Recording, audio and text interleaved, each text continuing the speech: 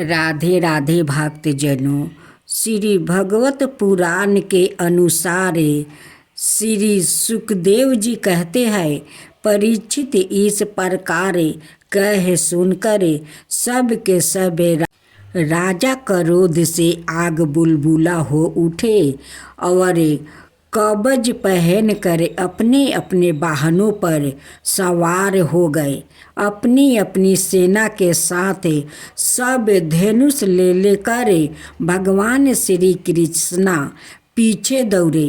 राजन जब यादव वंशियों को सेनापतियों ने देखा कि शत्रु दल हम पर चढ़ा आ रहा है, तब उन्होंने भी अपने अपने धनुष का टंकार किया और घुमा कर उनके सामने डट गया। राजसंध की सेना के लोग कोई घोड़े पर, कोई हाथी पर, तो कोई रथ पर चढ़े हुए थे। वो सभी धनुबद्ध के बारे में ममारग थे। वो यादव वंशियों पर इस प्रकार बाणों की वर्षा करने लगे मानो दल के दल बादल पहाड़ों पर मूसलाधार पानी बरसा रहे हो। परम सुंदरी रुक्मिणी जी ने देखा कि उनके पति श्री कृष्णा की सेना बाण वर्षा से ढक गई है। तब उन्होंने लाज के साथ भयभीत नेत्रों से भगवान श्री कृष्णा के मुख की ओर देखा। भगवान ने हंस कर कहा, सुंदरी डरो मत, तुम्हारी सेना अभी तुम्हारे शत्रुओं की सेना को नष्ट किया डालती है। इधर गादा और शंख चरण आदि यादव वंशी वीर अपने शत्रुओं का परिक्रम और अधिक ना सह सके। वो अपने बाणों से शत्रुओं के हाथी घोड़े और रथों को छीन भिन करने लगे। उनके बाणों से रथ घोड़े और हथियारों पर बैठे विपक्षी वीरों के कुंडले किरीट और पगड़ियों से सुशोभित करोड़ों सिरे खरंग गादा और धनुष युक्त हाथ पहुँचे। जांघें और पैर काट काट कर पृथ्वी पर गिरने लगे। इसी प्रकार घोड़े, खच्चर, हाथी, ऊंट, गधे और मनुष्यों को सिर भी काट काट कर रणभूमि में लूटने लगे। अंत में विजय की सच्ची आकांक्षा वाले यादव वंशियों ने शत्रुओं की सेना तहस नहस कर डाली। राजधंस आदि सभी राजा युद्ध से पीठ दिखाकर भागे खड़े हुए।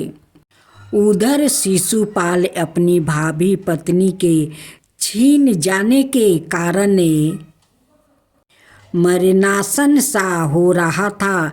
ना तो उसके हृदय में उत्साह रह गया था और ना तो शरीर पर कांति उसका मुख सूख रहा था।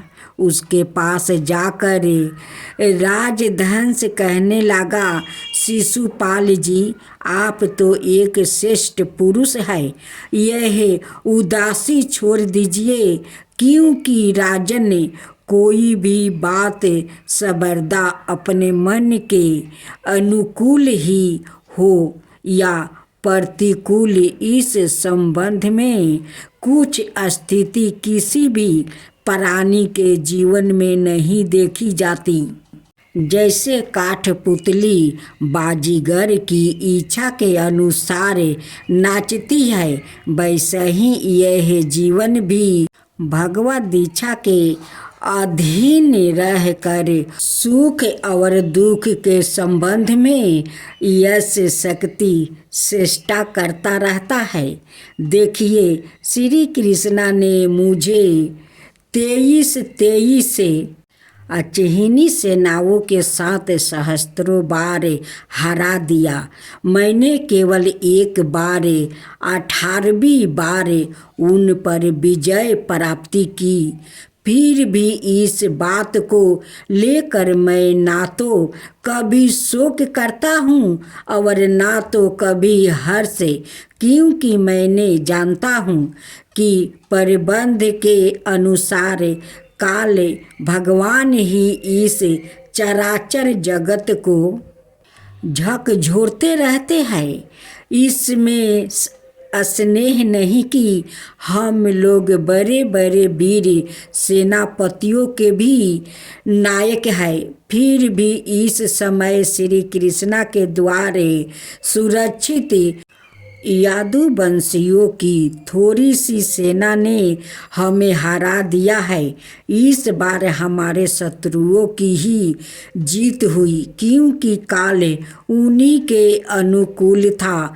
जब काल हमारे दाहिने होंगे तब हम भी उन्हें जीत लेंगे। परीक्षित जब मित्रों ने इस प्रकार समझाया तब चेदीराज शिशुपाल अपने अनुयायियों के साथ अपनी राजधानी को लौट गया और उसके मित्र राजा भी जो मरने से बचे थे अपने अपने नगरों को चले गए। रुक्मिणी जी का बड़ा भाई रुक्मी भगवान श्री कृष्ण से बहुत दृश्य रहता था। उसको यह पाता बिल्कुल सहन ना हुई कि मेरी बहन को श्री कृष्ण हर ले जाए और रक्षा रीति से बलपूर्वक उसके साथ विवाह करे। रुक्मी बलि तो था ही, उसने एक अचेहिनी सेना साथ ले ली और श्री कृष्ण का पीछा किया। बहु रुक्मी क्रोध के मारे जल रहा था। उसने कवच पहन कर और धनुष धारण करके समस्त नारपतियों के सामने यह प्रतिज्ञा की, मैं आप लोग के बीच में यह शपथ लेता हूँ कि यदि मैं युद्ध में श्री कृष्णा को ना मार सका और अपनी बहन रुक्मिणी को ना लौटा सका तो अपनी राजधानी कुंडीनपुर में प्रवेश नहीं करूँगा। परीक्षित यह कहकर वो रथ पर सवार हो गया और सारथियों से बोला, जहाँ कृष्णा हो वहाँ शीघ्र से शीघ्र मेरा रथ ले चलो। आज मेरा उसी के साथ युद्ध होगा। आज मैं अपने तीखे बाणों से उस घोटी बुद्धि वाले ग्वाले के बल बिरिया का घमंड चूर चूर कर दूंगा। देखो तो उसका साहस, वो हमारी बहन को बलपूर्वक हर ले गया है। परीक्षित रुक्मी की बुद्धि बिगड़ गई थी। वो भगवान के तेज प्रभाव को बिल्कुल नहीं जानता था। इसी से इस प्रकार बहक बहक कर बातें करता हुआ वो एक ही रथ में श्री कृष्णा के पास पहुंचकर ललकारने लगा, खारा रहा, खारा रहा। उसने अपने धनुष को बलपूर्वक खींच कर भगवान श्री कृष्णा को 3 बाण मारे और कहा, एक क्षण मेरे सामने ठहरे। यादुवंशियों को कुल कलक जैसे कौआ होम की समगरही चोराकर उड़ जाया करता है, वैसा ही तू मेरी बहन को चोरा कर कहाँ भाग जा रहा है। अरे मंदे, तू बड़ा मायावी है और कपट युद्ध में कुशल है। आज मैं तेरा सारा गर्व खराब किए डालता हूँ। देख, जब तक मेरा बाण तुझे धरती पर सुला नहीं देता, उसके पहले ही इस बच्ची को छोड़कर भाग जा। रुक्मी की बात सुनकर भगवान श्री कृष्णा मुस्कुराने लगे। उन्होंने उसका धनुष काट डाला और उस पर 6 बाण छोड़े। साथ ही भगवान श्री कृष्णा ने 8 बाण उसके 4 घोड़े पर और 2 सारथियों पर छोड़े और 3 बाणों से उसके रथ की दरवाजा को काट डाला। तब रुक्मी ने दूसरा धनुष उठाया और भगवान श्री कृष्णा को 5 बाण मारे। उन बाणों के लगने पर उन्होंने उसका वो धनुष भी काट डाला। रुक्मी ने इसके बाद एक और धनुष लिया, परंतु हाथ में लेते ही लेते अविनाशी अच्युत ने उसे भी काट डाला। इस प्रकार रुक्मी ने परिघ पटीस शूल ढाल तलवार शक्ति और तोमर जितने अस्त्र शस्त्र उठाया, उन सभी को भगवान ने प्रहार करने के पहले ही काट डाला।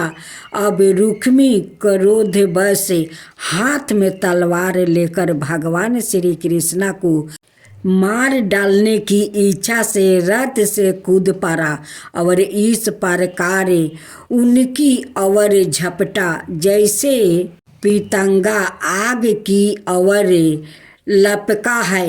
जब भगवान ने देखा कि रुक्मी मुझ पर चोट करना चाहता है, तब उन्होंने अपने बाणों से उसकी ढाल तलवार को तिल तिल करके काट दिया और उसको मार डालने के लिए हाथ में तीखी तलवार निकाल ली। जब रुक्मिणी ने देखा कि यह तो हमारे भाई को अब मार ही डालना चाहते हैं, तब वो भय विह्वल हो गई और अपने प्रियतम पति भगवान श्री कृष्णा के चरणों पर गिरकर रुक्मिणी सवाए में बोली, देवताओं के भी आधाय देव, जगत तपते आप ईगोश्वर है। आपके सवा रूप और इच्छाओं को कोई जान नहीं सका। आप परम बलवान है, परंतु कल्याण स्वरूप भी तो है। प्रभु, मेरे भैया को मरना आपके योग्य काम नहीं है। श्री सुखदेव जी कहते हैं, परीक्षित, रुक्मिणी जी का एक एक अंग भय के मारे थर थर काँप रहा था। शोक की बदलाता से मुख सूख गया था, गला रुध गया था। अतुलाता बस सोने का हार गले से गिर पड़ा था और उसी अवस्था में वो भगवान के चरणों कमल पकड़े हुए थी। परम दयालु भगवान उन्हें भयभीत देख कर करुणा से दुविधा हो गए। उन्होंने रुक्मी को मार डालने का विचार छोड़ दिया। फिर भी रुक्मी उनके अनिष्ट की चेष्टा से विमुख ना हुआ। तब भगवान श्री कृष्णा ने उसको उसी के दुपट्टे से बांध दिया और उसकी दाढ़ी, मूछ और केस कई जगह से मूर कर उसे कुरूप बना दिया।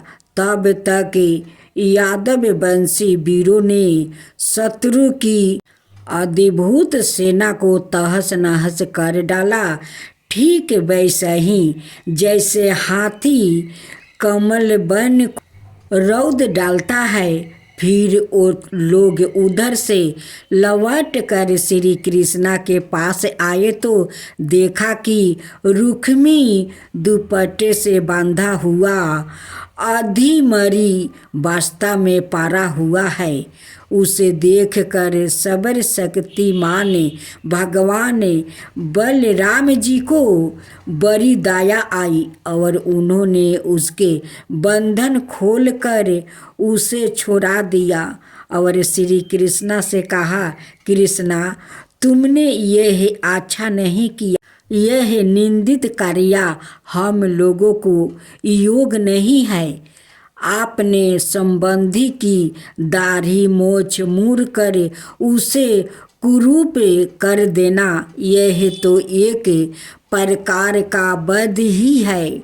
इसके बाद बलराम जी ने रुक्मिणी को संबंध करके कहा, साध्वी, तुम्हारे भाई का रूप विकृत कर दिया गया है। यह सोचकर हम लोग को बुरा ना मानना, क्योंकि जीव को सुख दुख देने वाला कोई दूसरा नहीं है। उसे तो अपने ही कर्म का फल भोगना पड़ता है। अब श्री कृष्णा से बोले, कृष्णा यदि अपना संग संबंधी वध करने योग्य अपराध करे तो भी अपने संबंधियों के द्वारे उसका मारा जाना उचित नहीं है। उसे छोड़ देना चाहिए। वो तो अपने अपराध से ही मर चुका है। मरे हुए को फिर क्या मरना। फिर रुक्मिणी जी से बोले, साध्वी, ब्रह्मा जी ने क्षत्रियों का धर्म ही ऐसा बना दिया है कि संग भाई भी अपने भाई को मार डालता है। इसलिए यह क्षत्र धर्म अत्यंत घोर है। इसके बाद श्री कृष्णा से बोले, भाई कृष्णा, यह ठीक है कि जो लोग धन के नाशों में अंधे हो रहे हैं और अभिमानी है, वो राज्य, पृथ्वी, पैसा, स्त्री, मान, तेज अथवा किसी और कारण से अपने बंधुओं का ही तिरस्कार कर दिया करते हैं। अब वो रुक्मिणी से बोले, साध्वी, तुम्हारे भाई बंधु समस्त प्राणियों के प्रति दुर्भाव रहते हैं। हमने उनके मंगल के लिए ही उनके प्रति दंड विधान किया है। उसे तुम अज्ञानियों की भांति मंगल मान रही हो। यह तुम्हारी बुद्धि की विष माता है। देवी, जो लोग भगवान की माया से मोहित होकर देह को ही आत्मा मान बैठते हैं, उन्हीं को ऐसा आत्मा मोह होता है कि यह मित्र है, यह शत्रु है और यह उदासीन है। समस्त देहधारियों की आत्मा एक ही है और कार्य करण से माया से उसका कोई संबंध नहीं है। जल और घारा आदि उपाधियों के भेद से जैसे सूर्य, चंद्रमा और प्रकाश युक्त पदार्थ और आकाश भिन्न भिन्न मालूम पड़ते हैं, परंतु है एक ही, वैसे ही मूर्ख लोग शरीर के भेद से आत्मा का भेद मानते हैं। यह शरीर आदि और अंत वाला है। पंचभूत, पंच प्राण, तन मंत्र और त्रिगुण ही इसका स्वरूप है। आत्मा में इसके अज्ञान से ही इसकी कल्पना हुई है और वो कल्पित शरीर ही जो उसे मैं समझता है, उसको जन्म मृत्यु के चक्कर में ले जाता है। साध्वी, नेत्रा और रूप दोनों ही सूर्य के द्वारा प्रकाशित होते हैं। सूर्य ही उनका कारण है, इसलिए सूर्य के साथ नेत्रा और रूप का ना तो कभी वियोग होता है और ना संयोग। इसी प्रकार समस्त संसार की साता आत्म साता के कारण जान पड़ती है। समस्त संसार का प्रकाशक आत्मा ही है। फिर आत्मा के साथ दूसरे अस्ते पदार्थों का संयोग, यह वियोग हो ही कैसे सकता है। जन्म लेना, रहना, बढ़ना, पलना, घटना और मरना, यह सारे विकार शरीर के ही होते हैं, आत्मा के नहीं। जैसे कृष्णा पक्ष में कलाओं का ही यक्ष होता है, चंद्रमा का नहीं। परंतु अमावस के दिन व्यवहार में लोग चंद्रमा का ही क्षण हुआ कहते हैं, सुनते हैं। वैसे ही जन्म मृत्यु के आदि सारे विकार शरीर के ही होते हैं, परंतु लोग उसे भरम वश अपने आत्मा का मान लेते हैं। जैसे सोए हुआ पुरुष किसी पदार्थ के ना होने पर भी सपने में भोगता भोगे और भोगे रूप फलों का अनुभव करता है, उसी प्रकार अज्ञानी लोग झूठ मूठ संसार चक्र का अनुभव करते हैं। इसलिए साध्वी अज्ञान के कारण होने वाले इस शोक को त्याग दो। यह शोक अंत कारण को मुरझा देता है, मोहित कर देता है। इसलिए इसे छोड़कर तुम अपने स्वरूप में स्थित हो जाओ। श्री सुखदेव जी कहते हैं, परीक्षित, जब बलिराम जी ने इस प्रकार समझाया, तब परम सुंदरी रुक्मिणी ने अपने मन का मैल मिटाकर विवेक बुद्धि से उसका समाधान किया। रुक्मी की सेना और उसके तेज का नाश हो चुका था, केवल प्राण बच रहे थे। उसके चित्त की सारी आशा अभिलाषा व्यर्थ हो चुकी थी और शत्रुओं ने अभिमानित करके उसे छोड़ दिया था। उसे अपने बेरूप किए जाने की कष्टदायक स्मृति भूल नहीं पाती थी।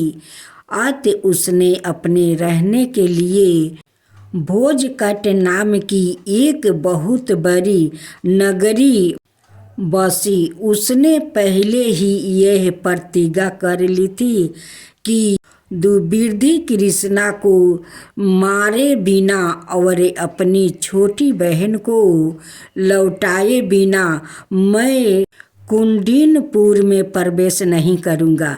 इसलिए क्रोध करके वो ही रहने लगा।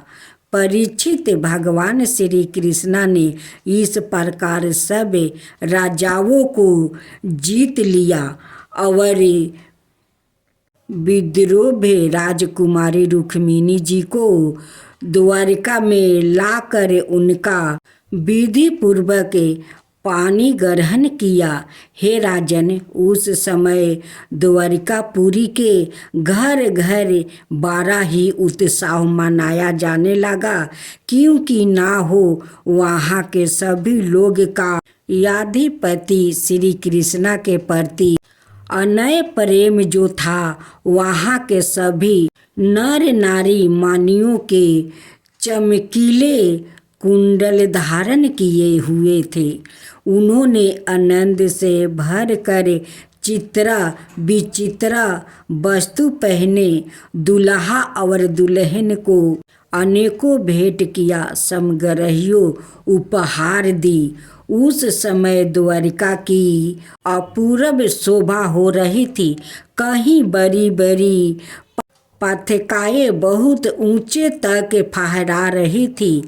चित्रा बेचित्रा मालाएं, वस्तु और रत्नों के तोरण बंधे हुए थे। द्वार द्वार पर दूब, खील आदि मंगल की वस्तुओं सजाई हुई थी। जल भरे कलश अर्घ्य और धूप की सुगंध तक दीपावली से बड़ी ही विलक्षण शोभा हो रही थी। मित्रा नरपति आमंत्रित किए गए थे। उनके मतवाले हाथियों के पद से द्वारिका की सड़क और गलियों का छिड़काव हो गया था। प्रत्येक द्वार पर केलों के खंभे और सुपारी के पेड़ रोपे हुए बहुत ही भले मालूम होते। उस उत्सव में कुतूहल बस इधर उधर दौड़ धूप करते हुए बंधु भोग में रुक सिरचय केकय वृद्धव यादव और कांति आदि बसों के लोग परस्पर आनंद मान रहे थे। जहाँ तहाँ रुक्मिणी हरण की गाथा गाई जाने लगी। उसे सुनकर राजा और राजा कन्याएं अत्यंत विस्मित हो गई। महाराज भगवती लक्ष्मी जी को रुक्मिणी के रूप में साक्षात लक्ष्मीपति भगवान श्री कृष्ण के साथ देखकर द्वारिकावासी नर नारियों को परम आनंद हुआ।